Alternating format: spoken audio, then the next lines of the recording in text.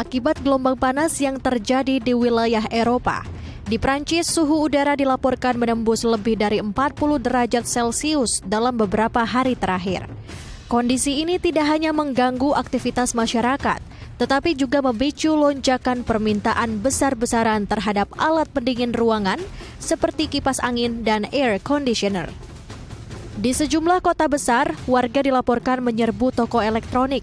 Stok kipas angin dan AC portable bahkan sempat habis dalam waktu singkat. Fenomena ini mencerminkan meningkatnya kekhawatiran masyarakat dalam menghadapi suhu ekstrim yang tidak biasa terjadi di negara beriklim sedang tersebut. Sejumlah warga termasuk diaspora Indonesia yang tinggal di Prancis turut merasakan dampaknya. Mereka mengaku harus beradaptasi dengan cepat menghadapi suhu panas yang bertahan hingga malam hari di dalam apartemen maupun ruang publik. Baik pemirsa, untuk mengetahui kondisi sebenarnya di lapangan, kami telah terhubung dengan Ria Ismayani selaku diaspora Indonesia yang saat ini tinggal di Prancis. Baik, halo, selamat siang waktu Indonesia. Mbak Ria, apa kabar? Selamat pagi waktu Paris, Mbak Lintang. Alhamdulillah hari ini suhunya sudah menurun ya. Oke, baik. Berarti kondisi saat ini cuaca atau suhu sudah menurun seperti itu ya. Nah, belakangan Ya, Mbak Ria sedang menurun. sedang Sedang menurun. menurun, bukan sudah menurun karena kita persiapan lagi yang heatwave pekan depan menurut berita.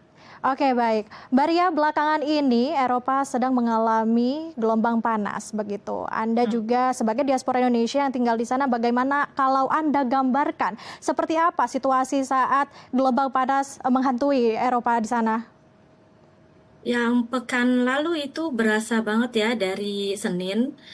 Sebenarnya dari hari Sabtu itu sudah mulai berasa panas. Terus hari Minggu kan karena memang kalau misalnya kalian tahu, tanggal 21 Juni itu kan pesta musiknya Prancis Hmm. gitu.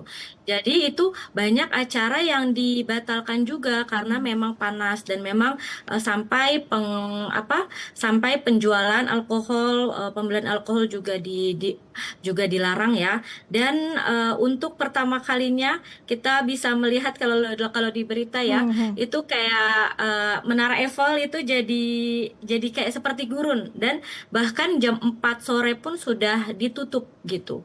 Karena saking panasnya memang sebenarnya puncak panasnya itu dari jam 3, jadi bukan dari jam 12 karena kan memang lagi musim panas kan. Dari jam 3 itu sampai bahkan ya sampai jam 8 gitu. Karena memang seperti yang sudah dijelaskan BMKG yang di Indonesia tadi, memang malam pun tidak turun suhunya 35 derajat malam. Oke. Kalau misalnya siang itu bisa sampai 42 derajat gitu. Oke, baik. Lalu bagaimana sekarang situasinya Mbak Ria di sana? Apakah Anda juga merasakan ada penurunan suhu atau masih tetap stabil di angka 40 derajat Celcius? Kalau pekan ini masih aman ya, bahkan di bawah 30 derajat. Pagi ini 17 derajat. Bahkan ini adalah suhu musim semi seharusnya, bukan musim panas. Jadi sebenarnya kami semua yang di Prancis juga. Jadi kadang yang rasanya musim semi, kadang yang memang yang paling parah itu dari 2000, karena memang 2019 pernah di 40 derajat ya. Waktu itu saya lagi di kota Vichy. Lalu yang tahun ini memang memang dibilangnya itu sama seperti 2009 bahkan 2019 bahkan lebih parah karena ini memang berlangsungnya itu lebih dari seminggu. Ada di mana ketika saya bangun, saya baca berita, malam hari itu adalah malam terpanas yang telah masuk rekor gitu kan. Tapi saya tidak merasakan karena apa? Karena saya sudah tidak ada energi karena sudah muntah-muntah saking panasnya. Oke, berarti kan merasakan dampak adanya kurang sehat begitu ya dengan adanya gelombang panas Iya, ini Mbak Ria. betul. Baik, Itu Mbak Ria. memang Baik. memang membuat itu ya kepala pusing gitu, memang bikin pusing dan bikin mual dan memang itu nafsu makan juga. sama Oke. sekali tidak ada, karena kita hanya mau minum, Hmm. tapi kita tidak bisa buang air kecil gitu. Dia Hmm. memang sangat-sangat mempengaruhi kesehatan ya, Hmm. gitu. Dan juga memang eh, jadi rasanya maunya minum sama makan buah seperti itu. Oke, baik. Makanya pas lagi pekan ini kita Hmm. tuh kayak recovery, Hmm. tidur yang cukup dan makan yang cukup gitu. Hmm. Oke, baik Mbak Ria. Dan selanjutnya Mbak Ria, ini Mhm. juga katanya mungkin melihat di pemerintahan juga begitu ya, mungkin juga Anda merasakan. Ini benar adanya apakah panic buying untuk pembelian alat pendingin begitu AC ataupun kipas portable di sana di Prancis maksud saya? Ya, Hmm. itu kebetulan pas saya lagi di supermarket Hmm. gitu. Jadi saya kan memang sudah punya satu kipas angin ya Hmm. di studio saya, tapi itu tidak cukup rasanya. Hmm. Jadi akhirnya ketika pulang kerja saya ke supermarket, ya memang situasinya sama seperti yang di Gambarkan begitu ya? tampilkan di video Hmm. ya, tapi waktu saya Hmm. masih kondusif gitu. Jadi Hmm. memang yang satu palet setiap padahal itu di supermarket yang besar Hmm. sekali, satu palet datang, Hmm. itu langsung memang diserbu. Kebetulan saya pegang satu gitu. Hmm.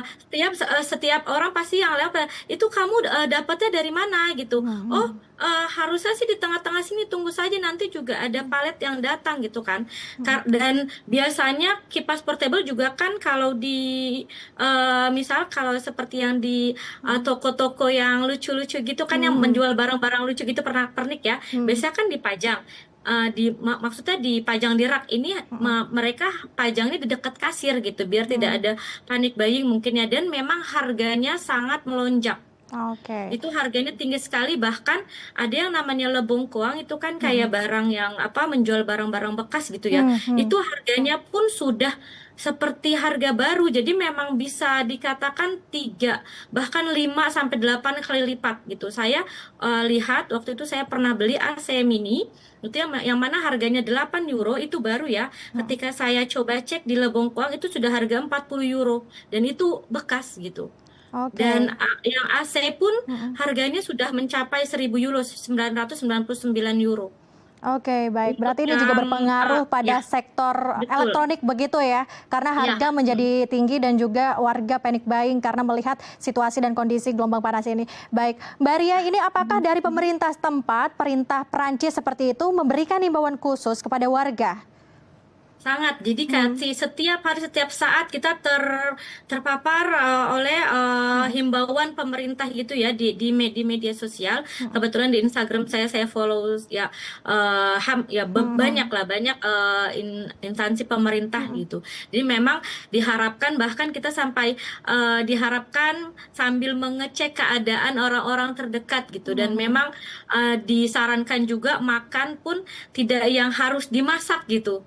Jadi Oke. memang untuk mengurangi juga ketika di dalam ruangan ya, kita kan biasanya kan makanan Perancis kan pakai Hmm. oven gitu kan. Itu dihindari untuk tidak menggunakan oven selama gelombang panas ini. Dan saya pun juga ya biasanya saya rajin masak. Selama Hmm. 10 hari kemarin itu saya tidak Hmm. berani nyalain kompor Hmm. bahkan. Jadi ya dampaknya adalah bahan-bahan makanan ya terbuang gitu. Hmm. Banyak yang terbuang. Dan juga memang ketika sedang gelombang panas ini kita juga tidak bisa menyimpan makanan terlalu lama, karena biasanya Hmm. itu 1 hari pun sudah tidak bisa dimakan karena saking panasnya gitu. Oke, baik. Berarti ini juga pemerintah terus mengimbau warganya ya, Hmm. terutama Ya. yang ada di Perancis di sana akan gelombang panas ini. Baik, Mbak Ria sebagai WNI tentunya ini perbedaan suhu dan juga fenomena ini juga jarang dirasakan begitu ya. Bagaimana Anda beradaptasi dengan cuaca ekstrim ini, gelombang panas di tahun ini, Mbak Ria? Ya, jadi Mm-mm. karena kan memang seperti yang misalnya yang sudah diketahui, Mhm. bangunan di Prancis kan memang dirancang untuk menahan dingin. Ya. Oke.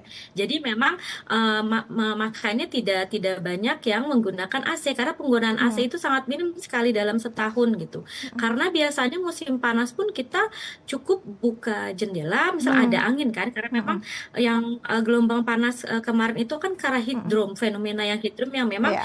kita itu seperti di dalam panci yang Hmm. ditutup gitu. Hmm. Nah, jadi caranya adalah saya ya sebagai orang Jakarta gitu kan. Jadi saya ke mall. Jadi di mall itu pasti ada pendingin AC gitu, walaupun tidak seperti di Jakarta gitu ya, AC mallnya, tapi itu sangat-sangat membantu. Dan juga biasanya ya itu biasanya saya juga pergi ke taman, bahkan taman pun saya waktu lupa dokumentasi, taman pun rumputnya itu jadi kering gitu.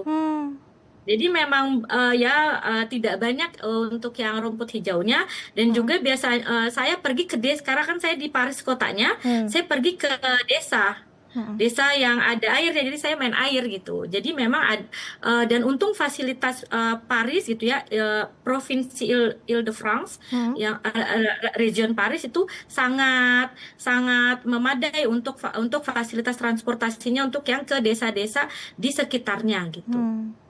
Oke, baik Mbak Ria. Kita harapkan juga gelombang panas ini terus mereda ya Mbak Ria di sana, dan juga semua masyarakat atau penduduk di Eropa tentunya tidak mengalami mungkin kematian dan juga dampak-dampak yang disebabkan oleh gelombang panas ini. Terima kasih Mbak Ria telah bergabung bersama kami di Halo Indonesia. Sampai jumpa, selamat kembali beraktivitas. Terima kasih. Pemirsa, usai jeda saya akan mengajak Anda melihat pameran lukisan anak-anak prasejahtera. Informasinya sesaat lagi, tetap di Halo Indonesia.